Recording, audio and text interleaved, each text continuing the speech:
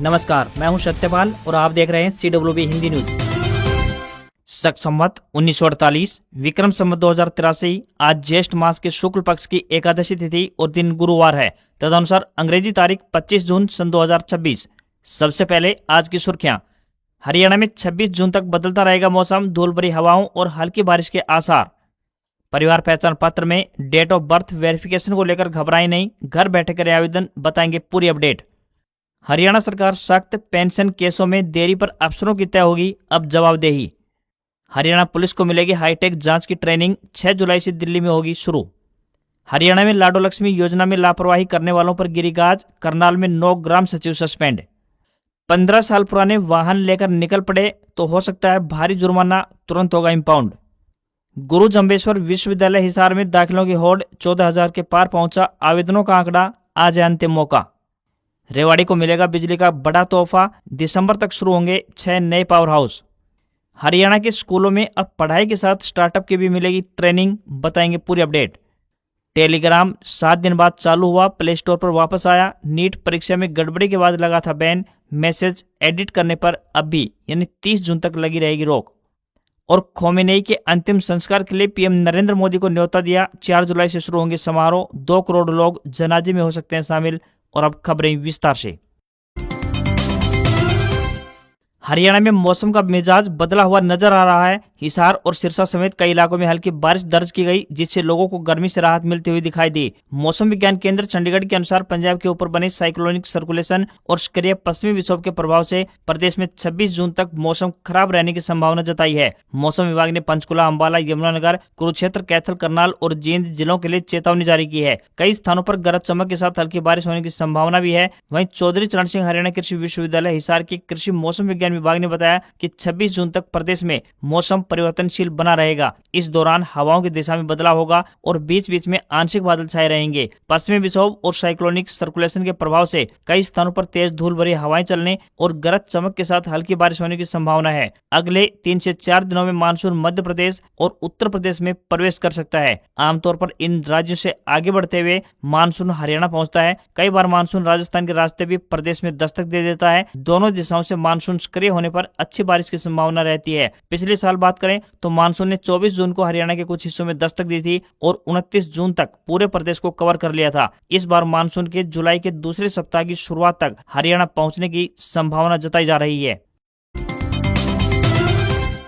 परिवार पहचान पत्र यानी ट्रिपल P में आयु और आय संबंधी विवरणों के सत्यापन को लेकर जिला प्रशासन ने नागरिकों से घबराने के बजाय निर्धारित प्रक्रिया अपनाने की अपील की है। आयु सत्यापन के लिए लोगों को जिला कार्यालय के चक्कर लगाने की आवश्यकता नहीं है। सभी नागरिक अब घर बैठे ऑनलाइन माध्यम से आवेदन कर सकते हैं या फिर अपने नजदीकी अटल सेवा केंद्र और CSC के माध्यम से प्रक्रिया पूरी कर सकते हैं। उन्होंने बताया कि जिन लोगों की आयु अभी तक परिवार पहचान पत्र में सत्यापित नहीं हुई है, उन्हें विभाग की ओर से मोबाइल फोन पर संदेश भेजे जा रहे हैं। कई लोग इन संदेशों को लेकर भ्रमित हो रहे हैं और जानकारी के अभाव में जिला कार्यालय पहुंच रहे हैं, जिससे उन्हें अनावश्यक तौर पर परेशानी का सामना करना पड़ रहा है। साथ ही बताया गया है कि आयु सत्यापन और अन्य आवश्यक संशोधनों से संबंधित पोर्टल 1 जुलाई से पूरी तरह से सुचारू रूप से संचालित होगा। इसके बाद नागरिक स्वयं ऑनलाइन माध्यम से आवेदन कर सकेंगे या अटल सेवा केंद्रों के माध्यम से अपनी जानकारी अपडेट करा सकेंगे। आयु सत्यापन के लिए साल 2019 से पहले का मतदाता पहचान पत्र यानी इलेक्शन वोटर कार्ड या 2019 से पूर्व की मतदाता सूची की प्रमाणित प्रति, स्कूल लिविंग सर्टिफिकेट यानी SLC, स्कूल रिकॉर्ड, मैट्रिक की DMC अथवा जन्म प्रमाण पत्र को मान्य दस्तावेज के रूप में स्वीकार किया जाएगा। प्रशासन ने नागरिकों से यह भी अपील की है कि वे परिवार पहचान पत्र में अपनी सही आय का विवरण भी दर्ज करवाएं। ऐसे में नागरिक समय रहते अपने दस्तावेजों का सत्यापन करवाएं और किसी भी प्रकार की अफवाह या भ्रम से बचें। हरियाणा सरकार ने अदालतों में लंबित पेंशन संबंधी मामलों को लेकर सख्त रुख अपनाया है। वित्त विभाग ने सभी विभागों, मंडलायुक्तों, उपायुक्तों और अन्य प्रशासनिक अधिकारियों को निर्देश जारी करते हुए कहा कि न्यायालयों में दायर किए जाने वाले जवाब और लिखित बयान तय समय सीमा के भीतर दाखिल किए जाएं। पेंशन मामलों में किसी भी प्रकार की लापरवाही अब संबंधित अधिकारियों की जवाबदेही तय कर सकती है। अदालतों में समय पर और तथ्यात्मक जवाब प्रस्तुत नहीं होने से राज्य सरकार को वित्तीय नुकसान उठाना पड़ सकता है। कई मामलों में सरकार के खिलाफ प्रतिकूल कानूनी उदाहरण भी स्थापित हो सकते हैं। ऐसे मामलों में जिम्मेदारी संबंधित अधिकारी और विभाग की मानी जाएगी। कई मामलों में जवाब दाखिल करने में देरी और विभागों के बीच समन्वय की कमी सामने आई है। इसी स्थिति को देखते हुए वित्त विभाग ने सभी प्रशासनिक इकाइयों को निर्देश दिए हैं कि पेंशन मामलों से जुड़े जवाबों को प्राथमिकता के आधार पर तैयार किया जाए और अदालतों में निर्धारित समय के भीतर दाखिल किया जाए। हरियाणा पुलिस के अधिकारियों और कर्मचारियों को अब फिंगरप्रिंट विज्ञान और आधुनिक अपराध जांच तकनीकों की विशेष ट्रेनिंग दी जाएगी। अपराधों की जांच को अधिक वैज्ञानिक, सटीक और प्रभावी बनाने के लिए राष्ट्रीय अपराध रिकॉर्ड ब्यूरो यानी एनसीआरबी द्वारा नई दिल्ली की ओर से 12 सप्ताह का विशेष प्रशिक्षण कार्यक्रम आयोजित किया जा रहा है। यह कोर्स 6 जुलाई 2026 से शुरू होकर सितंबर 2026 तक चलेगा। बदलते अपराध स्वरूप और डिजिटल तकनीकों के बढ़ते इस्तेमाल को देखते हुए पुलिस बल को नई जांच पद्धतियों से लैस करने की दिशा में इसे अहम कदम माना जा रहा है। चयनित प्रतिभागियों को नई दिल्ली स्थित एनसीआरबी मुख्यालय में प्रशिक्षण दिया जाएगा। प्रशिक्षण के दौरान उन्हें अपराध जांच से जुड़े विभिन्न तकनीकी और वैज्ञानिक पहलुओं की विस्तृत जानकारी भी सौंपी जाएगी। कोर्स में फिंगरप्रिंट विज्ञान, डिजिटल पहचान तकनीक और आधुनिक फोरेंसिक जांच पर विशेष फोकस रहेगा। प्रशिक्षण प्राप्त कर्मचारी अपने अपने जिलों में और इकाइयों में लौटने के बाद अन्य पुलिस कर्मियों को भी नई तकनीकों की जानकारी देंगे। इससे पूरे पुलिस तंत्र की जांच क्षमता में सुधार होगा। दक्षिण हरियाणा बिजली वितरण निगम यानी DHBVN जिले में बिजली व्यवस्था को मजबूत करने के लिए 6 नए 33 kV पावर हाउस स्थापित करने जा रहा है। इन परियोजनाओं के रेवाड़ी में दिसंबर तक चालू होने की संभावना है। नए सब स्टेशन शुरू होने के बाद ओवरलोडिंग, बार बार ट्रिपिंग और अघोषित बिजली कटौती की समस्या में काफी हद तक कमी आने की उम्मीद जताई गई है। इससे रेवाड़ी जिले के 100 से अधिक गांवों के लाखों उपभोक्ताओं को सीधा लाभ मिलेगा। निगम की ओर से गांव नीमोट, जखाला, जीवड़ा, मनेठी, रणसी माजरी और बिदावास में 33 kV क्षमता के नए पावर हाउस बनाए जा रहे हैं। इनमें से कई स्थानों पर सिविल निर्माण कार्य लगभग पूरा हो चुका है, जबकि अन्य जगहों पर उपकरण स्थापित करने का काम जारी है। नीमोट पावर हाउस से नीमोट, ढाणी ठेठरबाद, जैनाबाद, लुहाना, धवाना, मानपुरा और रामबाग सहित कई गांवों को लाभ मिलेगा। वहीं जखाला पावर हाउस से कोसली क्षेत्र की सप्लाई मजबूत होगी, जबकि जीवड़ा पावर हाउस जटुसाना क्षेत्र को बेहतर बिजली उपलब्ध करवाने का काम करेगा। इसी प्रकार मनेठी पावर हाउस से पाडला, एरोद और कुंड मंडी के आसपास के इलाकों को इसका फायदा मिलेगा। रणसी माजरी पावर हाउस से नांगल तेजू, नांगल उगरा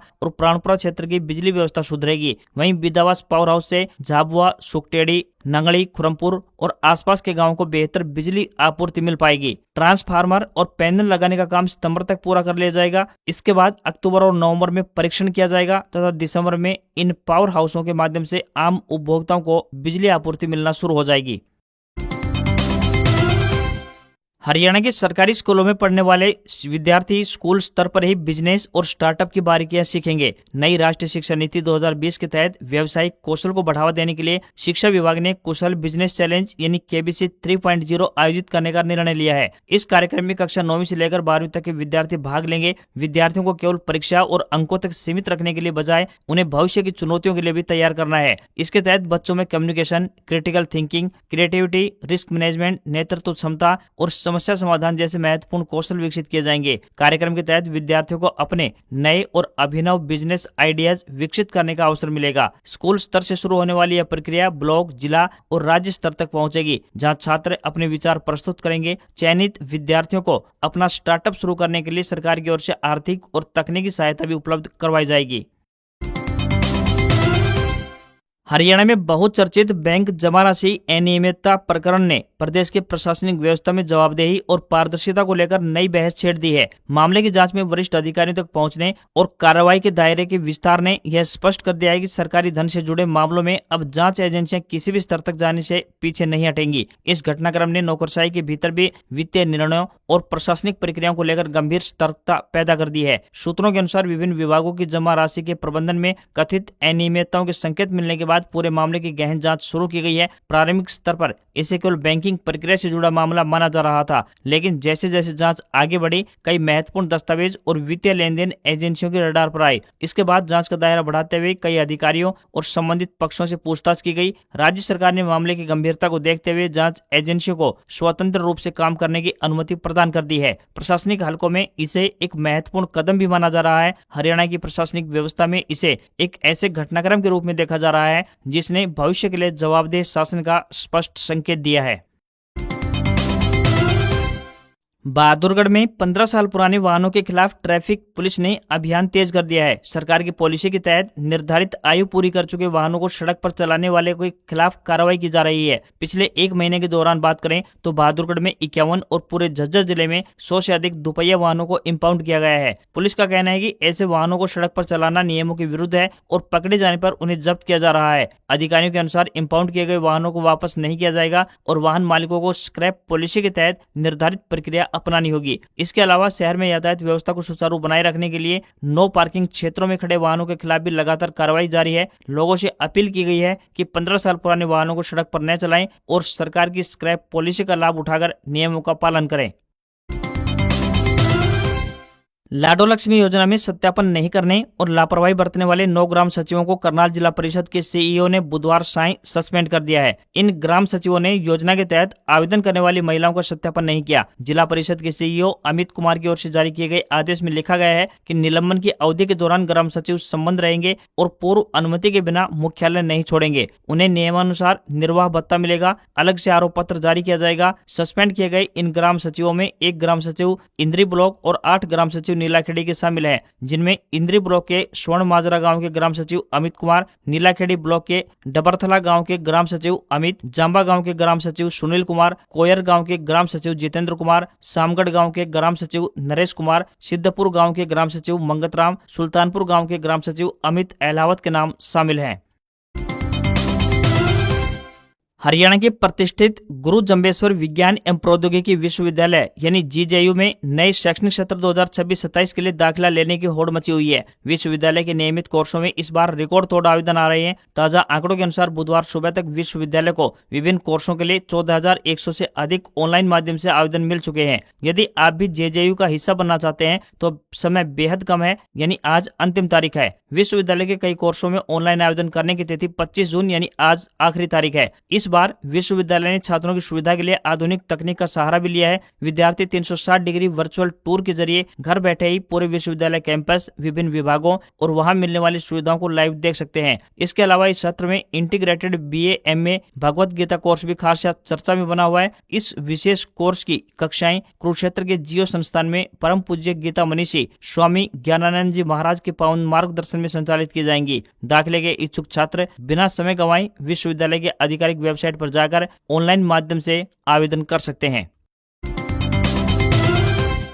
भिवानी जिले के गांव ढाणी लक्ष्मण निवासी लेडी टीचर मनीषा मौत का करीब 10 महीने के बाद भी खुलासा नहीं हो पाया है। खुलासे की मांग को लेकर परिवार ने ऐलान किया है कि वे 29 जून से डीसी ऑफिस के बाहर अनशन पर बैठेंगे। हालांकि डीसी ने उन्हें इसके लिए परमिशन नहीं दी। इसके बाद भी अनशन पर बैठने का दावा किया है। वहीं परिवार ने सीबीआई से केस की स्टेटस रिपोर्ट पता करने के लिए पंचकुला के सीबीआई कोर्ट में भी याचिका लगाई थी, जिसके लिए 14 अगस्त तक स्टेटस रिपोर्ट दर्ज करवाने का समय दिया गया है। परिवार ने 29 जून को अनशन करने की चेतावनी दी है। सोमवार को परिवार के लोग अनशन की परमिशन के लिए डीसी से मिले। परिवार ने अनशन की अनुमति मांगी, मगर डीसी ने उन्हें अनुमति देने से मना कर दिया। इसके बाद मनीषा के पिता संजय कुमार ने चेतावनी देते हुए कहा है कि उन्हें परमिशन मिले या नहीं मिले, लेकिन वे परिवार के साथ अनशन पर जरूर बैठेंगे। साथ ही बोले कि सीबीआई ने कई माह से मामला अधर में लटका कर रखा है। 26 अगस्त 2025 को जांच सीबीआई को सौंपी गई थी। टीम अब तक 4 बार जांच कर चुकी है, लेकिन खुलासा नहीं किया है।